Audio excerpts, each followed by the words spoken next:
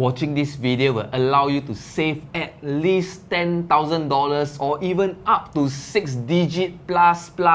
Because the beautiful thing is, property is a huge quantum item and therefore any savings will typically be huge as well. Hi, I'm Ivan. And I'm Sean. And we are the co-founders of iQuadrant. So in our series of videos, we'll be sharing property investment knowledge, strategies and tips. So hit the subscribe button to stay updated on our latest videos. Today I'm going to share about one of my early resale investment journey and what I have learned from it. Because basically, in my investment journey, I find that when we are trying to buy a property, it's like a roller coaster. Sometimes there's like emotional high, right? Whereby like, oh, it's like I'm gonna get it and like it's time to like get an undervalued deal. And the same, sometimes it's like going through the dumps whereby I feel like really dejected, whereby the unit is not meant to be.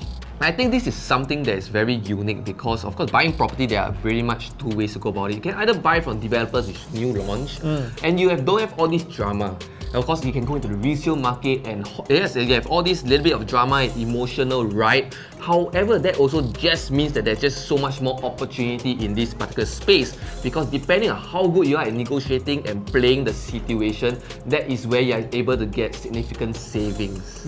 So let me share with you my journey. So when I first looked at this unit in the Ubi area, right, what I did is that I did a search on Property Guru and I found that there were actually 2 agents marketing the unit. So when I look at both agents, right, I randomly chose one of them and then I went for the viewing. I viewed the unit.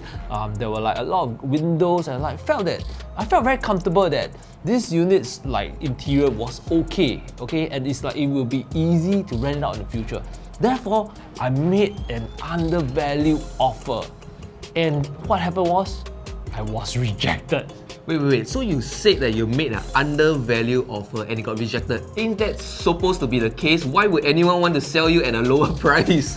The thing is that when it comes to property negotiations, right, it doesn't make sense to make a fair offer because more or less in the Singapore context that we always negotiate with the seller. Hence, right, it's more like set a low line, then I inch up towards the actual price that I want to offer. So what happened was, right, after I got rejected from the first offer, I made a second offer.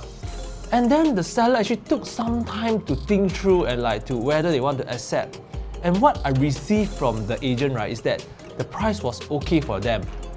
And then what happened next shocked me.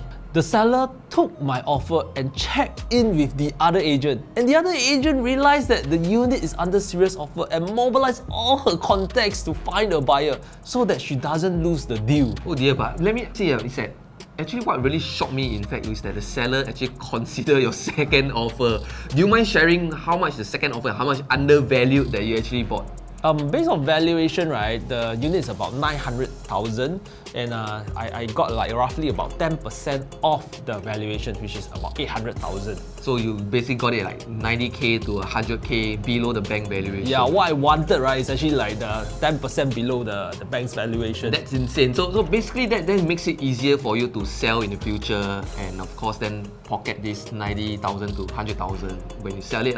Exactly. That's insane savings and earnings, future earnings over there. So in the end, the other agent managed to find a buyer for the unit and made a higher offer. And this was a very like deep and painful lesson for me, which is do not use a random agent, right, to buy a property. Find and use the motivated, driven aggressor because they will make things happen. But how do you even determine if this agent is actually aggressive and the motivated agent? Because I mean, in Property Guru, we only can see their face, so they must have an aggressive face, is it? That's a very good question. No, do not look for the aggressive face, the angry ones, right? That is like on Property Guru. The main thing is actually to call up the agents and talk to them and like through conversation, right, you can feel they are whether are they hungry for the deal and do they want to close it or they are not really, doesn't really care about it at all. At this moment in time, I was in a bidding war and this was when I chose to walk away. Actually, why would you want to walk away when you put in so much effort into finding this unit? And I believe that this unit will probably be really like decently renovated. What's paying the extra 20,000, 30,000 more when the whole unit is like worth 900k? That's such a small percentage increase in price. I mean, to make your effort worthwhile. That's a very good question. So the thing is, like if I'm going to like raise the buying price, right? It's always very easy. It's like one pen scribbling away to up the price. However, when I buy high now, it will be difficult for me to sell later. So the lesson is, in a bidding war like this, right, there's a high chance that I will overpay, you see? And because I will have the natural tendency of like not wanting to lose, like put in so much effort to look for this unit precisely, and hence I may pay even more. So the thing is, I chose to be patient in this case and look for other opportunities. And I think there's a very big lesson here that I would just want to point it out, is that actually when I sold my property, actually, the good thing of why I actually managed to get such a high offer is because the buyers themselves engaged in the bidding war. Wow. So therefore, if we are coming on a position of selling the property, we want to actually hope that the buyers just get into the bidding war. But yet, if you're a buyer, we just got to take notice that this is one of the very common things that usually agents do, play it out such that the seller will get a higher price. Yeah, so the key is be calm, okay? And what happened was the seller accepted the other buyer's offer. You know, I tried to keep it cool, but the reality was I felt very dejected.